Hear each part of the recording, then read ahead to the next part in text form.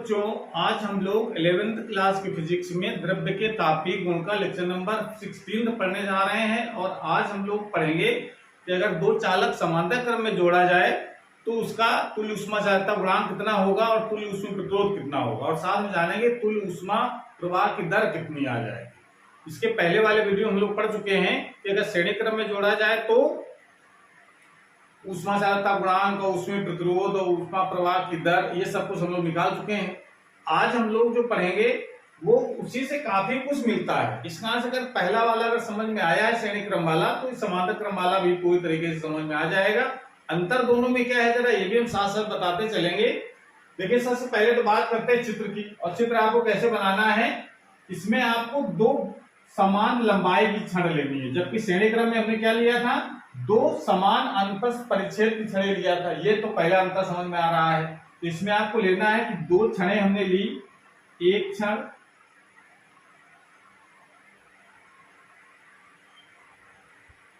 जिसकी लंबाई है L, यह मान लेते हैं, ठीक है। और इसका जो क्रॉस सेक्शन एरिया है वो मान लेते A1 है, और दूसरी जो छड़ ली है हमने वो भी इसी के संपर्क में रख दी गई ऐसे।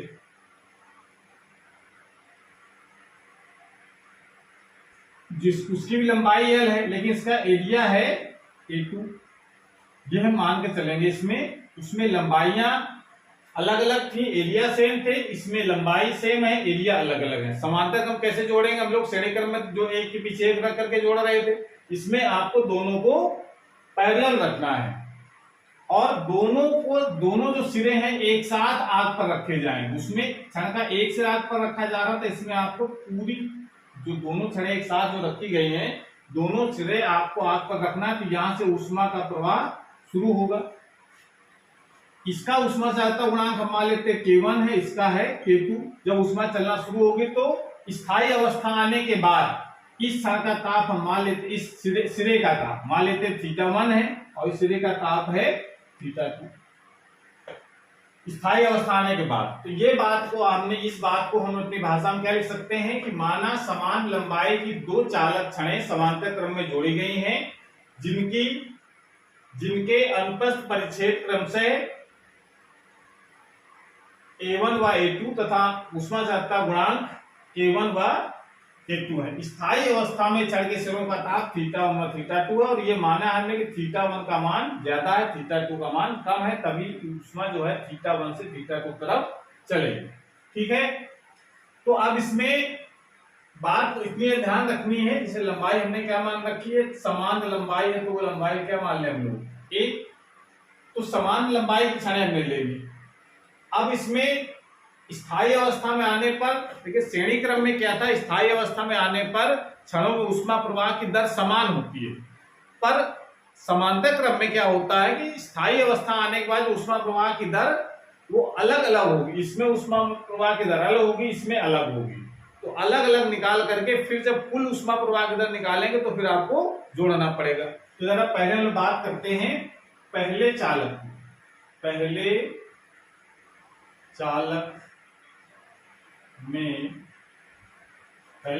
में ऊष्मा प्रवाह की दर, इसको लिख देते हैं हम लोग H1 बराबर क्या लिखा जाएगा, पहले चालक के लिए फार्मूला आपको याद होना चाहिए। ऊष्मा प्रवाह की दर फार्मूला Ka θ1 में θ2 बटे L होता है। तो K1 A1 और θ1 माइनस θ2 अपान L, ये तो आएगा K1 A1, यानी Ka होता है फॉर्मूला। तो K1 पहले चालक लगाना, तो पहले चालक का ऊष्मा चालकता गुणांक, उसका क्रॉस सेक्शन एरिया कितना है A1, तापांतर कितना है θ1 θ2, लंबाई कितनी है L। और इसी प्रकार से दूसरे चालक जरा बात कर लो। दूसरे चालक में ऊष्मा प्रवाह की दर कितनी हो जाएगी, उसको मान लेते हैं H2, और H2 का मान कैसे लिखा जाएगा, K2 A2 θ1 माइनस θ2 अपान L। ये दोनों हो गए। अब समांतर क्रम की बात जब करेंगे तो उनको क्या करना है, दोनों को जोड़ना है। तो कुल ऊष्मा प्रवाह की दर कितनी हो जाएगी, कुल ऊष्मा प्रवाह की दर कितनी हो गई, H equal to H1 plus H2, total जोड़ना पड़ेगा। तो H का मान कितना आ जाएगा, H1 की वैल्यू कितनी आई है, K1 theta 1 minus theta 2 upon L plus K2 theta 1 minus theta 2 upon, कुछ कॉमन भी हो रहा है इसमें, कॉमन आप लिख सकते हैं इसमें। H इक्वल टू क्या लिखा जा सकता है, देखो theta 1 minus theta 2 upon L, तो ये कॉमन है, क्या बच रहा है इसमें, K1 A1 प्लस K2। ये जो फार्मूला निकल करके आया है ये ऊष्मा प्रवाह की दर का फार्मूला है।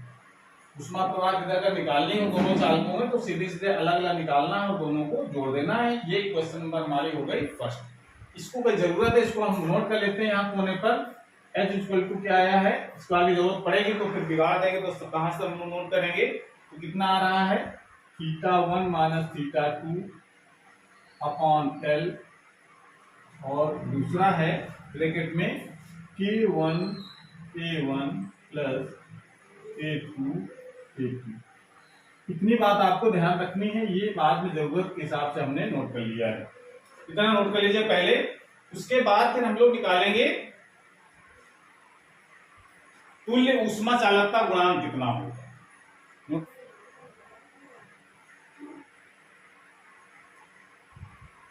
अब इसे लगाते हैं, तुल्य ऊष्मा चालकता गुणांक, तुल्य ऊष्मा चालकता गुणांक। तुल्य ऊष्मा चालकता गुणांक मतलब क्या है, अगर दोनों चालकों को एक साथ माने, मतलब एक साथ मानने का मतलब क्या, अगर दोनों चालक जुड़ करके एक अगर हो जाएं तो K का मान कितना हो जाएगा। तो जुड़ करके एक अगर हो जाएंगे तो एरिया क्या हो जाएगा, दोनों मिल करके, एरिया दोनों के मिल करके क्या हो जाएंगे, A1 प्लस एरिया इसका क्या हो जाएगा, A1 प्लस A2 एरिया हो जाएगा। और लंबाई तो L ही रहेगी।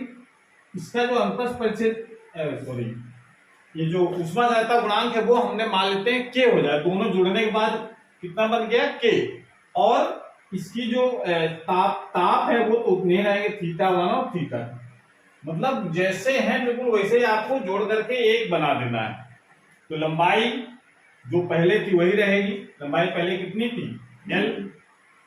एरिया जब जोड़ेंगे तो एरिया दोनों जुड़ जाएंगे, A1 प्लस A2 हो जाएगा। ताप थीटा 1 थीटा 2 रहेंगे। तो ये मान लेते K1 K2 जोड़कर क्या बन गया K। तो यहां क्या लिखा जाएगा, यदि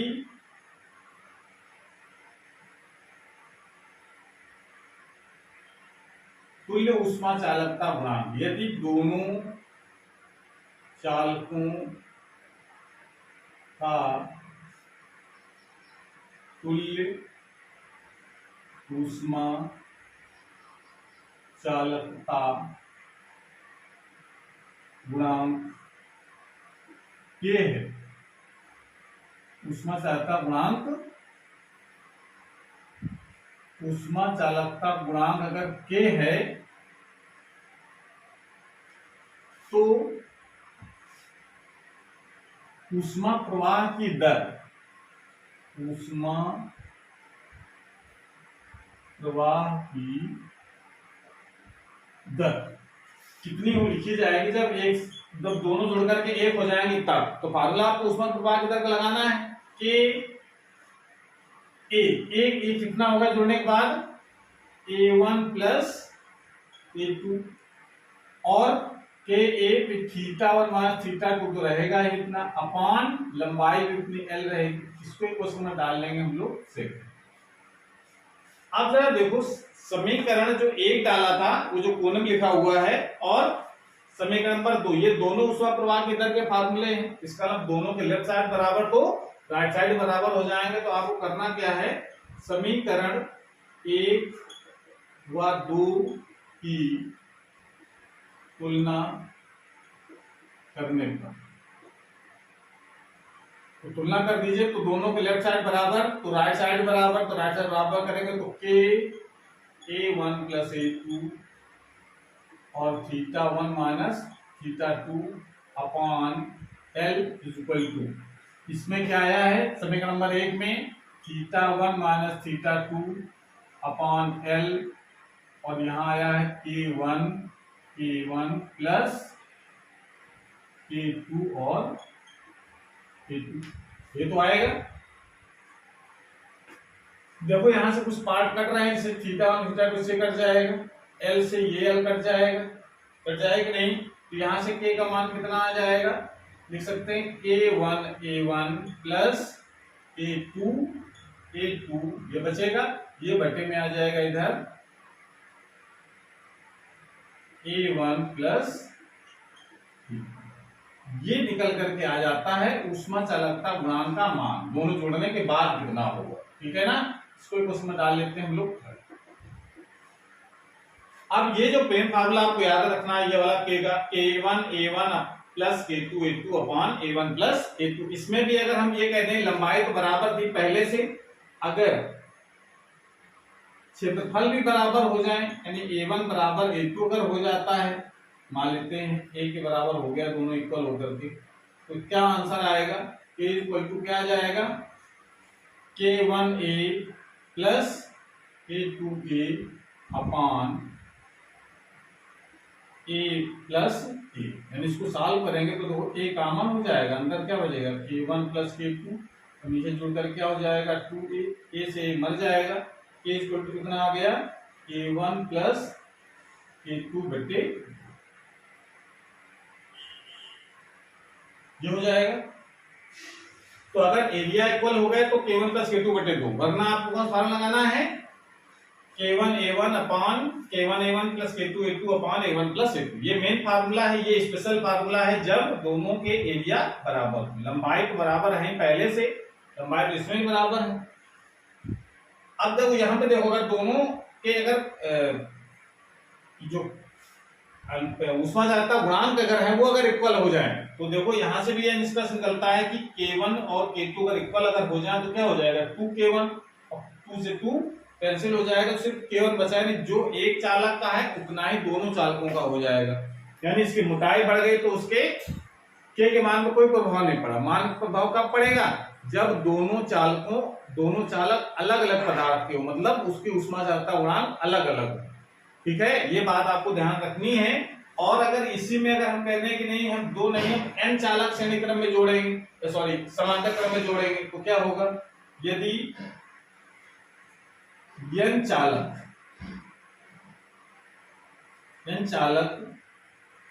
समांतर क्रम में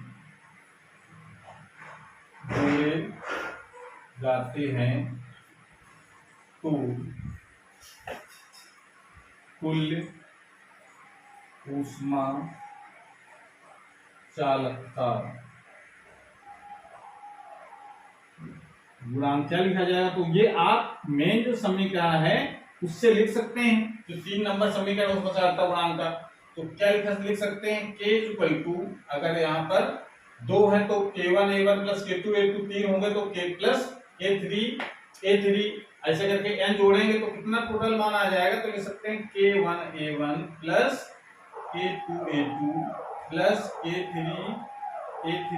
प्लस एंड सो ऑन, जितने भी हैं जोड़ते चले जाएं Kn और An upon A1 plus A2 plus A3 plus and so on, जितने भी हैं लास्ट वाला An, ये हो जाएगा जब n चालक जुड़े हों। n ये फार्मूला ऐसा है जिसमें 3 4 5 6 जितने चाहे उतने जोड़ करके हम कुल ऊष्मा चालकता गुणांक का मान ज्ञात कर सकते हैं। तो ये तो हमारा डेरिवेशन था कि अगर समांतर क्रम में अगर 2 चालक जुड़े हुए हैं तो उसमें कुल ऊष्मा चालकता गुणांक का मान कितना होता है। ओके, तो नोट कर लीजिए। उसके बाद एक लास्ट इसका टॉपिक बचा है, वो है तुल्य ऊष्मीय प्रतिरोध कितना होगा। इसको नोट कर ले, वीडियो को पॉज करके नोट कर लिया करें।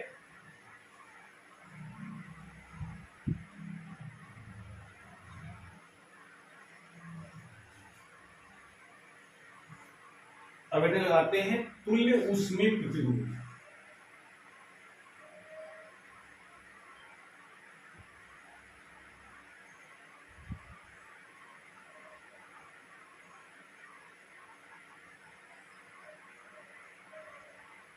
इसका मतलब है यहाँ पर कि अगर इसका ऊष्मीय प्रतिरोध हम मान लेते R1 है, इसका ऊष्मीय प्रतिरोध है R2, तो इसका R कितना होगा, यदि दोनों को एक साथ जोड़ देंगे समांतर क्रम में तो R1 R2 जोड़ करके कितना मान हो जाएगा, यानी R हमने मान लिया पर मान कितना होगा ये हमको ज्ञात करना है। तो इसके लिए क्या करना है कि पहले चालक का जरा ऊष्मीय प्रतिरोध निकाल लो पहले। तो पहले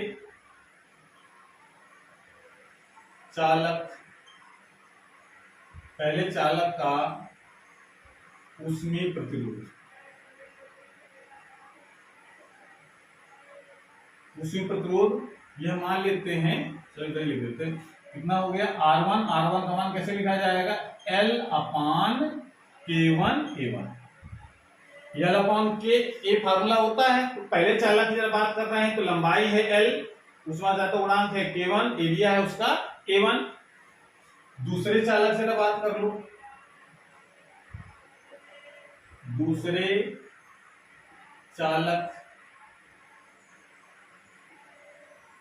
चालक का ऊष्मीय प्रतिरोध, इसको मान R2 मान क्या हो जाएगा L अपान लंबाई, तो दूसरे चालक भी L है और इसका ऊष्माघातक K2 है और एरिया है K2। तो ये हमने निकाल लिया। अब जरा तुल्य ऊष्मीय प्रतिरोध कितना होगा, तो मान लेते हैं यदि दोनों चालकों का तुल्य ऊष्मीय प्रतिरोध कैपिटल R है तो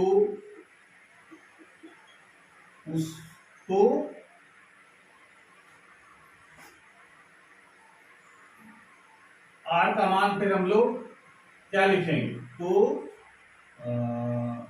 R इक्वल टू क्या लिखा जाएगा ऊष्मीय प्रतिरोध की परिभाषा से, अगर मैं ये दोनों जुड़ करके हो गया तो तापांतर बटे ऊष्मा प्रवाह की दर, ऊष्मा प्रवाह की दर जो S निकली है, जो दोनों जोड़ने के बाद ऊष्मा प्रवाह दर कितनी लिखी है जो इधर लिखा है कोने में, तो R का मान क्या लिखा जाएगा, R इक्वल टू लिखा जाएगा θ1 माइनस θ2 अपान H। ये ऊष्मा प्रवाह की दर का फार्मूला होता है, किसी क्षण के दिनों के बीच तापांतर का ऊष्मा प्रवाह की दर का अनुपात, ये उस चालक का ऊष्मीय प्रतिरोध कहलाता है।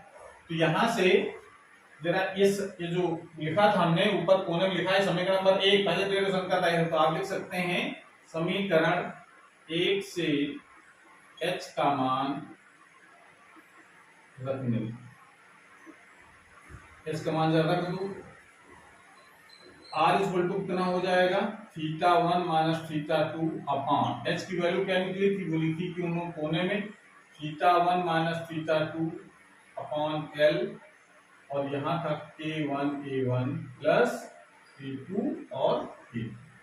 अब देखो यहाँ से θ1 माइनस θ2 ऊपर नीचे से कट जाएगा, ये L चला जाएगा ऊपर, तो उसको लिख सकते हैं R equal to L upon K1 A1 plus K2 A2। यहां तक तो सिंपली मैथ लगा ली हमने। उसके बाद मैथ लगाने पर थोड़ा सा ध्यान ये देना है, इसको अगर हम क्या करना है उल्टा करके लिखो, मतलब इसको हम ऐसे लिख सकते हैं 1 अपान R इक्वल टू लिखा जा सकता है K1 A1 plus K2 A2 अपान L, ऐसा लिख सकते हैं कि नहीं। अब जरा इसको थोड़ा सा हम ऐसे भी लिखो, अलग अलग करके लिखो, K1 A1 upon L plus K2 A2 upon L, ऐसे लिख सकते हैं। अब जरा यहाँ पर ध्यान दो क्या कैसे लिखना है इसको, 1 अपान R इक्वल टू क्या लिख सकते हैं 1 अपान, ये जरा इस वाले को नीचे ले आओ ऐसे, तो 1 अपान L upon K1 A1 plus L अपान प्लस 1 अपान L अपान K2 A2। ऐसा लिख सकते हैं कि नहीं इसको सॉल्व, इसको ले आएंगे ऊपर 1 बचेगा, इसको नीचे ले आए तो ऐसे लिख सकते, चाहे तो हम इसको उलट करके ऊपर लिख दें। इसको लिखने से फायदा ये मिलेगा कि ये जो L/K1A1 है किसके बराबर हो जाएगा, R1 के, और L/K2A2 किसके बराबर हो जाएगा, R2 के। तो इसको क्या लिख सकते हैं, 1/R लिखा जा सकता है 1/R1 प्लस 1/R, यानी बिल्कुल एकदम जस्ट एक जो प्रतिरोधों का संयोजन होता है समांतर क्रम का, वही वाला फार्मूला निकल आता है। तो आप ध्यान रखें, श्रेणी क्रम में R1 प्लस R2 था जो प्रतिरोधों का संयोजन का सूत्र होता है, और समांतर क्रम का जो सूत्र होता है 1/R equal to 1/R1 plus 1/R2। बिल्कुल जस्ट जैसे प्रतिरोध जुड़ते हैं उसी प्रकार से ऊष्मा चालकता ऊष्मीय प्रतिरोध दूसरे तरीके से जुड़ता है। वैद्युत प्रतिरोध और ऊष्मीय प्रतिरोध दोनों के सेम प्रोसेस जुड़ने के होते हैं।